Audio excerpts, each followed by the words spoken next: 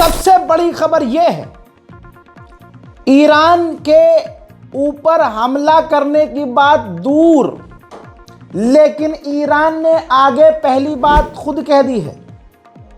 Iran ने कहा है कि हम इंतजार नहीं करेंगे कि दुश्मन हम पर हमला करे। यानी ईरान ने यह कहा है कि हो सकता है माहौल देखकर, खतरा देखकर पहले हम ही हमला करें। इस बात के बाद ये बात क्लियर हो गई है कि जो प्रोपेगेंडा ईरान के खिलाफ चलाया जा रहा है, ईरान के ऊपर उसका असर नहीं है। और ईरान न डर रहा है वेनेजुएला की तरह, न दूसरे देशों की तरह, न घुटने पे आ रहा है। बहुत बड़े अपडेट दे रहा हूं आपको, जल्दी जल्दी सुनिए और इस वीडियो को शेयर कर दीजिएगा। पहले ही ये भी बता दूं कि ईरान ने कह दिया है कि हम हर तरह से तैयार हैं। भले ही दोस्तों ईरान के अंदर पेड प्रोटेस्ट हो रहे हैं, पैसा लेकर ज़बरदस्त प्रोटेस्ट हो रहा है, क्योंकि ईरान में गरीबी है, $10 में आदमी मर्डर करने को तैयार है, और अमेरिका इजराइल के पास अंधा पैसा है। तो चल रहा है ये सब। ऐसे में बड़ा अपडेट ये भी है कि अमेरिका ने डेल्टा फोर्स इराक के करीब, इराक के बॉर्डर पर तैनात कर दी है। ये डेल्टा फोर्स कौन है? डेल्टा फोर्स वही है जिस फोर्स ने वेनेजुएला में घुसकर वेनेजुएला के राष्ट्रपति मदुरो को और उनकी पत्नी को 10 मिनट में किडनैप कर लिया था। अब ऐसे में इराक के बॉर्डर पर, तवज्जो है, इराक के बॉर्डर पर अमेरिका की डेल्टा फोर्स का तैनात होना इस बात की दलील है कि अमेरिका और इजराइल ईरान पर हमला करने की फिराक में हैं। और पहले ही ये खबर घुमाई जा रही है, पहले तो प्रदर्शन करवाए जा रहे हैं ताकि ईरान अंदर से टूट जाए।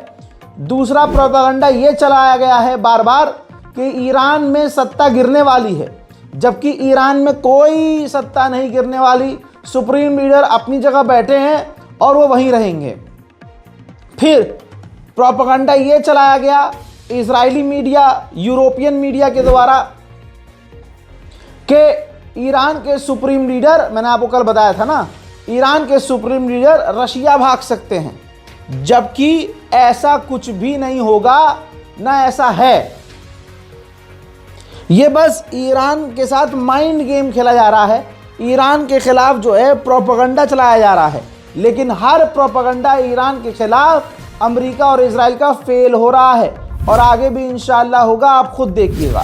इजराइल और अमेरिका जिस तरह से दुनिया में फसाद बो रहे हैं, ये देखते हुए अमेरिका की लॉकहीड मार्टिन ने जो साल में 600 इंटरसेप्टर बनाता था, अब वो साल में 2000 इंटरसेप्टर मिसाइल्स बनाएगा। मैं डे 1 से कह रहा हूं कि ईरान के खिलाफ प्रोपेगेंडा है, हवाई बातों में मत आइएगा।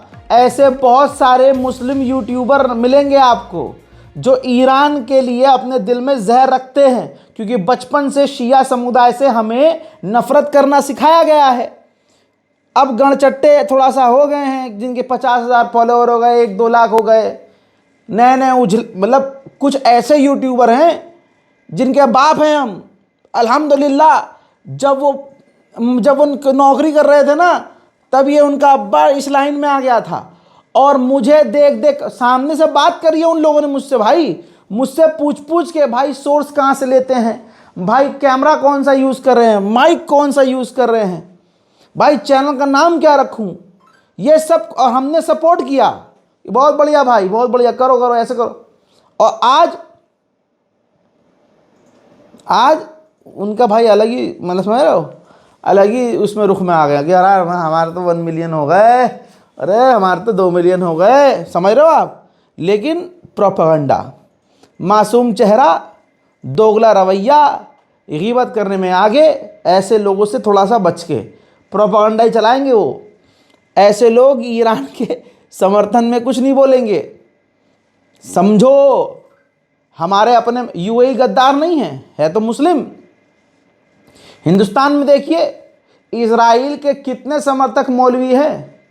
वो है ना मौलवी, एक लंबी दाढ़ी वाला भेड़ा, नाम नहीं लूँगा, सब जानते हैं। भाई इजराइल की एम्बेसी जा जाकर पार्टियां करता है, पार्टी में जाता है, इजराइल उन्हें बुलाता है और हर मामले में वो मोदी जी के साथ होते हैं कि मोदी जी का ये बयान सही है, हम तो बीजेपी के साथ हैं। तवज्जो है। तो चीज़ें यहाँ पर बहुत सेंसिटिव हो जाती हैं जब मामला सऊदी अरब, यूएई और ईरान, मिडिल ईस्ट का आता है। इसलिए कोशिश कीजिए कि आप ऐसे लोगों की खबर देखें जो आपको हक बात बताए, सच बात बताए। मोहतरम हज़रात, अब ये रही रिपोर्ट, इजराइल की इंटेलिजेंस ने ये जानकारी दी है। अब कल क्या था स्टेटमेंट और आज स्टेटमेंट देखिए, बिल्कुल अलग है। कहा है कि ईरान के जो प्रोटेस्ट हो रहे हैं इससे रिजीम चेंज नहीं होगी और काफ़ी मुश्किल है कि अमेरिका और इजराइल ईरान पर हमला करे। ये इजराइल की इंटेलिजेंस का दावा है। ईरान ने स्टेटमेंट जारी करके कहा है कि हम दुश्मन से नहीं डरते और चाहे जो हो जाए हम अमेरिका के आगे नहीं झुकेंगे। ऊपर से ईरान इजराइल को उंगली कर रहा है। ईरान के पार्लियामेंट स्पीकर ने कहा है कि जब 12 डेज वॉर हुई थी ना, तो जंग के चौथे दिन बाद ही भीख मांग रहा था इजराइल कि सीज फायर कर लो। पूरे इजराइल में हड़कंप मचा हुआ था और सारी दुनिया ने वो तस्वीरें देखी हैं कि ईरान की कुछ ही मिसाइल गिरी थी। उसने लॉन्च तो बहुत मिसाइल करी थी, बहुत सारी रोक दी थी, और जिन 8 से 10 मिसाइलों को इजराइल नहीं रोक पाया, उन 8-10 मिसाइलों ने इजराइल का नक्शा बिगाड़ दिया था। ईरान के सुप्रीम लीडर ने भी मज़े लिए हैं। अपने इंग्लिश वाले अकाउंट से जो ट्विटर है उस पर उन्होंने कहा है कि ये वही इजराइल है जिसने 12 डेज वॉर में कुछ ही दिनों में भीख मांगी थी, रिक्वेस्ट की थी सीज फायर की, और आज ये हमसे लड़ने को तैयार है। प्रोपेगेंडा चला रहा है हमारे खिलाफ जहर, और हम ईरानियन इनके आगे नहीं झुकेंगे। उधर ट्रंप ने अपना पुराना पोस्ट शेयर किया है दोबारा से, जिसमें उसने लिखा था कि ऑप्शन यही है कि ईरान को अगर ग्रेट बनाना है तो रिजीम चेंज करनी पड़ेगी। यानी ये सुप्रीम लीडर के पीछे पड़ा हुआ है, ईरान की सरकार को पलटने के पीछे पड़ा हुआ है ट्रंप। इसके बाद दोस्तों कतर बीच में कूदा है और कतर ने कहा है कि ईरान और अमेरिका की हम बातचीत कराने की कोशिश कर रहे हैं। अगर ये मुझे अच्छे से मालूम है कि ईरानियन ऑफिशियल भी हमारे इस अपडेट को देखते हैं, बहुत अच्छे से पता है, बहुत बढ़िया लेवल पर पता है हमें। तो मेरी अगर आवाज़ वहाँ तक पहुँचे, क्योंकि ये YouTube की वीडियोस जो हैं कंट्री के हिसाब से ऑटोमेटिकली जो है इसमें हमने ट्रांसलेटर ऑन किया हुआ है, तो ये डब करने की ज़रूरत नहीं पड़ती है, वो देश के हिसाब से वहाँ पर आवाज़ लैंग्वेज चेंज हो जाती है। तो अगर ईरानियन ऑफिशियल तक ये बात पहुँच जाए हमारी, और आप भी इसको सोशल मीडिया पे लिखिए कि ईरान किसी पे भरोसा ना करे, कतर पर तो बिल्कुल ना करे, कतर, सऊदी अरब, मुस्लिम देश पे तो बिल्कुल ना करे, बल्कि सिर्फ वो अल्लाह पर भरोसा करे, और ना अमेरिका, ना इजराइल, ना यूएई, ना सऊदी, ना दुबई, ना कतर, ना बहरीन, ना कुवैत, किसी पर भरोसा ना करे, क्योंकि कोई भी ईरान का अच्छा नहीं चाहता है। उधर कतर तो कह रहा है कि हम बातचीत करवाना चाहते हैं, लेकिन डोनाल्ड ट्रंप ईरान से बात करने से मना कर रहा है, क्योंकि डोनाल्ड ट्रंप का प्लान कुछ और है। ईरान के राष्ट्रपति ने साफ कहा है कि आज की जो हालात हैं बिगड़े हुए, इसकी वजह मैं हूँ। हम पर पाबंदियाँ इतनी ज़्यादा हैं कि हमारे हाथ पैर बंधे हुए हैं। हम आपकी जितनी मदद कर सकते थे, जितना पैसा दे सकते थे, हमने ऐलान कर दिया है। $7 जो है, $7 पर मंथ दोस्तों, हर ईरान की आवाम को। भाई बहुत बड़ी बात होती है। उन्होंने आगे ये भी कहा कि आप इससे ज़्यादा मांग रहे हो, हमारे पास इतना पैसा नहीं है। आप गैस, बिजली रोज़ बचाओ। अगर 10% भी आपने गैस और बिजली बचाना शुरू कर दी तो हम काफ़ी बड़ी मुसीबत से निकल सकते हैं। बल्कि सच्चाई ये है कि ऐसे हालात का फ़ायदा उठाकर अमेरिका और इजराइल हमें बांटने की कोशिश कर रहे हैं। सुनिए। پول بدید، ما هرچی پول داریم و داریم به همه میدیم. 2% رشد بودجه معنیش اینه که ما خودمون رو تا جایی که ممکن بوده چلوندیم، تا جایی که ممکن بوده خودمون رو چلوندیم. بعدم میگه تو حقوق اضافه کن، مالیاتم نگیر. خیلی خب، من حقوق اضافه کنم، بگن از کجا این پولو بدم؟ نفتم هم که تحریمم دارن میکنن. یعنی خودمون داریم مملکت رو به بحران میکشیم، بعد میگیم چرا اینجوریه؟ رحم الله امرأ عرف نفسه علم من اینا فی اینا الی این. خدا بیامرزه اون آدمی رو که بداند پتانسیلش چیه. اون استابیلیوتی که میگن، اون سوات آنالیزی که میگن، اول خودمون رو بشناسیم چه توانمندی هایی داریم، دور و برمون رو ببینیم که چه تهدیدهایی داریم و بعد بشینیم ببینیم کجاییم با این امکانات. हजरात मोहतरम, दूसरी तरफ एक तरफ ये सब हो ही रहा है, दूसरी तरफ ईरान में पेड प्रोटेस्ट लगातार जारी है। कहीं आग लगाई जा रही है, कहीं खामनाई के खिलाफ नारे लगाए जा रहे हैं, कहीं गोलीबारी की आवाज़ आ रही है। न जाने क्या क्या ईरान में हो रहा है, पूरा दंगे की स्थिति है। देखिए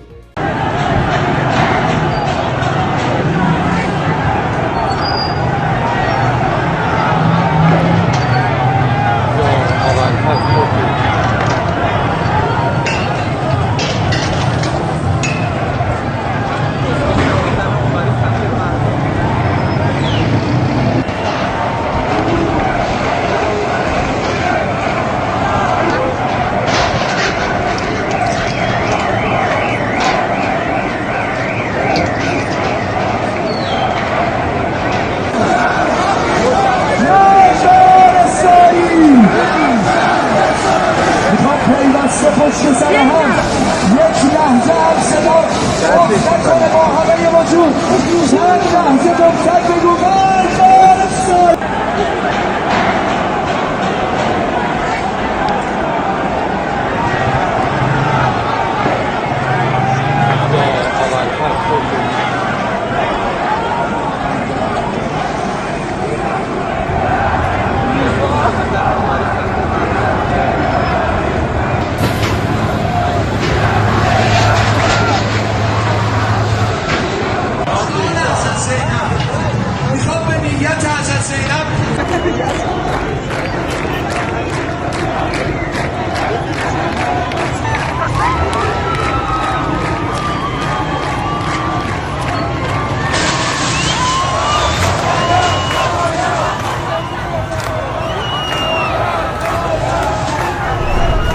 अब इन तमाम चीज़ों, ये प्रदर्शन है, ये तो आतंक है भाई।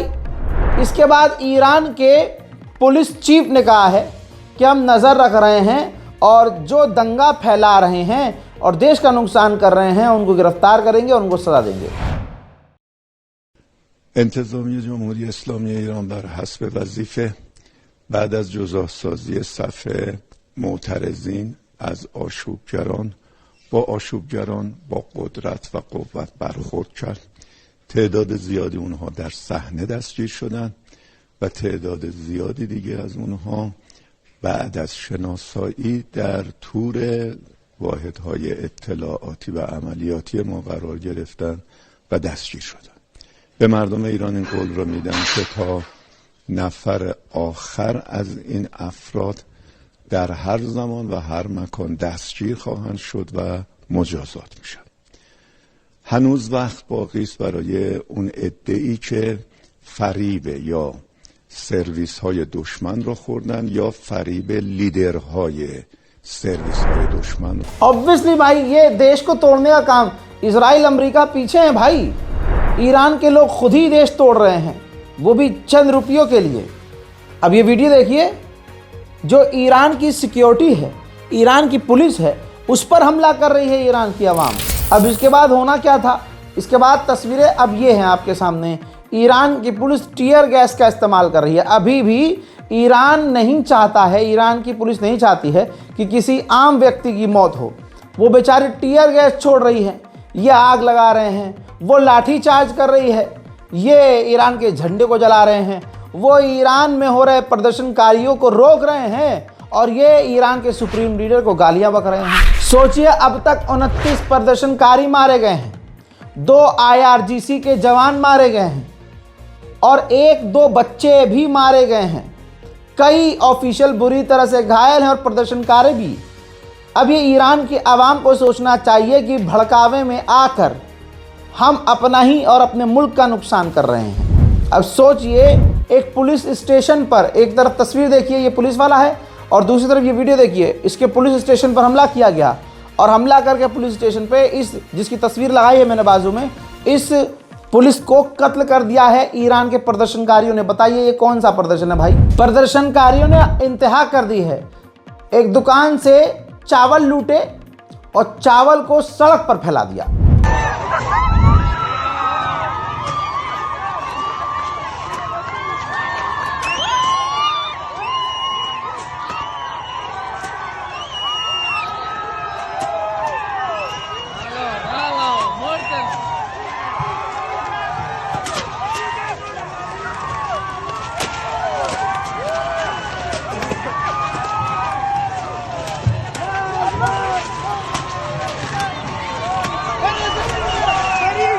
आपको अच्छे से मालूम है कि ये तमाम प्रदर्शन पैसे से हो रहे हैं और बड़े लेवल पर मोसाद खुद मौजूद है इन प्रदर्शनकारियों के बीच। अब ईरानी लड़कियों का मुंह ढाक लिया, मुंह ढाक के पोस्टर पर लिख दिया कि डोनाल्ड ट्रंप आप हमें मरने मत दो, हमारी मदद करो। ये प्रोपेगेंडा है। ईरान के अंदर जो मोसाद के लोग हैं और ईरान के वो लोग जो ईरान में खामनाई की सरकार नहीं चाहते, उनको यूरोप की तरह अपनी बेटियों को चड्डी बनियान में घुमाना है, उनको बीच पर नंगा लेटना है, उन्हें वहाँ अय्याशी करनी है, यूरोप वाली ज़िंदगी जीनी है। तो ऐसे लोग अमेरिका से, भाई उनके मज़े हैं, अमेरिका से पैसा ले रहे हैं, इजराइल से पैसा ले रहे हैं बढ़िया, और कैंपेन रन कर रहे हैं। ये तस्वीर देखिए, मुँह ढाक रखा है बाजी ने और ऊपर से हाथ में पोस्टर ले रखा है कि ट्रंप हमें मरने मत देना, हमारी मदद करो। जाहिर सी बात है। अब आप सोचिए, 4 दिन पहले ट्रंप ने कहा था कि अगर ईरान ने प्रदर्शनकारियों को मारा तो हम घुसेंगे और प्रदर्शनकारियों को बचाएंगे, और अब प्रदर्शनकारी कह रहे हैं ट्रंप हमारी मदद करो प्लीज़। तो ये लिंक है ना अच्छे से, बढ़िया एकदम पूरी स्क्रिप्ट लिखी गई है भाई। ईरान में मलिक शाही के इलाके की महिलाएं नारे लगा रही हैं, death to Khamenei, death to IRGC। मतलब जिस IRGC ने ईरान को अब तक बचा के रखा, उसी के खिलाफ अगर नारे लग रहे हैं तो मामला गंभीर है। और ये कितने बड़े गद्दार हैं, आज ये देखिए।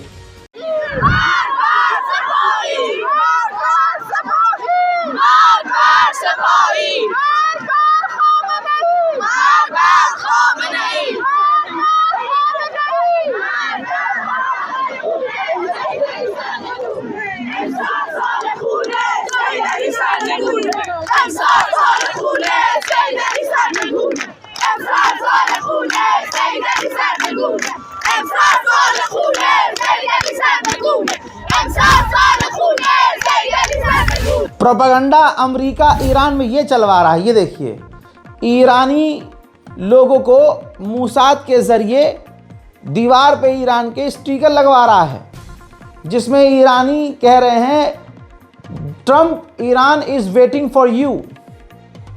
खेल देखिए कितना बड़ा है। वहीं शाह के समर्थन में ईरान में प्रदर्शन हो रहे हैं। ये वही प्रदर्शनकारी हैं जो कभी स्टिकर लगाते हैं, कभी अपनी बहन को खड़ा कर देते हैं, अरे ट्रंप हमारी मदद करो, हमें मरने मत। ये सब कुछ अच्छी खासी फंडिंग से हो रहा है। ऐसे ही नहीं मोसाद ईरान के अंदर है, देखिए।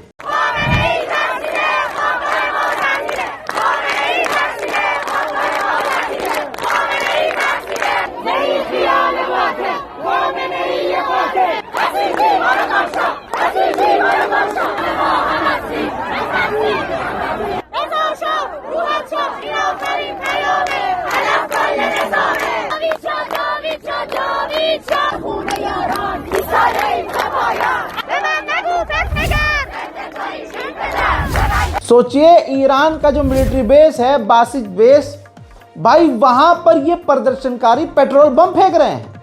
ये रही तस्वीर। अब अपने दिल पर हाथ रखो और आप सोचो, ये प्रदर्शन है, मिलिट्री बेस पर जाकर हमला कर रहे हैं। यानी कल को अगर अमेरिका हमला करता है तो हमारी मिलिट्री पर, हमारे ईरान की मिलिट्री के ऊपर ईरान की जनता भी हमला बोल देगी। भाई वो तो बेचारे अकेले रह गए। पूरी ईरान की आवाम को पैसा दे दे कर अच्छे खासे लेवल पर ख़रीद लिया है इजराइल और अमेरिका ने, और यही तस्वीरें यूरोप में बढ़ा चढ़ा कर दिखाई जा रही हैं और इनको बड़ा ईमानदार प्रदर्शनकारी और बड़ा शांतिपूर्वक प्रदर्शन बताया जा रहा है वेस्टर्न मीडिया के द्वारा। अभी आगे क्या क्या होना है ये तो वक्त बताएगा, लेकिन हालात जो हैं ईरान के बेहद ख़राब हैं। फिर से कह रहा हूँ, जो भी भारतीय ईरान के लिए रवाना होने वाले हैं तमाम अपनी ट्रिप को कैंसिल कर दीजिए। बहुत सारे शिया समुदाय के लोग ज़ियारत पर जाते हैं, थोड़ा सब्र कीजिए क्योंकि हालात बहुत ख़राब हैं और आपका सही सलामत रहना ज़्यादा ज़रूरी है, परिवार के बीच रहना ज़्यादा ज़रूरी है। जो स्टूडेंट्स वहाँ पढ़ रहे हैं बेहतर ये होगा कि लौट आएँ, क्योंकि 12 डेज़ वॉर में आपने देखा था कि ईरान में बहुत हमले हुए थे, यहाँ तक कि कुंभ भी हिल रहा था। मेरे ख़ुद के बहुत करीबी लोग वहाँ मौजूद थे, उन्होंने मुझे बताया था कि ऐसी कोई जगह नहीं थी जहाँ पर धमाकों की आवाज़ ना आई हो और धरती यानी ज़मीन ना हिल रही हो। लिहाजा मैं नहीं चाहता हूँ कि हमारा कोई भारतीय वहाँ जाकर फंस जाए। लिहाजा वहाँ अगर कोई लोग हैं जो आ सकते हैं प्लीज़ वापस आ जाइए और अपनी जान का ख्याल रखिए, वो सबसे ज़्यादा ज़रूरी है। फ़िलहाल के लिए इस रिपोर्ट में इतना ही, लौट के आ रहा हूँ और भी बड़ी जानकारियों के साथ, तब तक के लिए जय हिंद।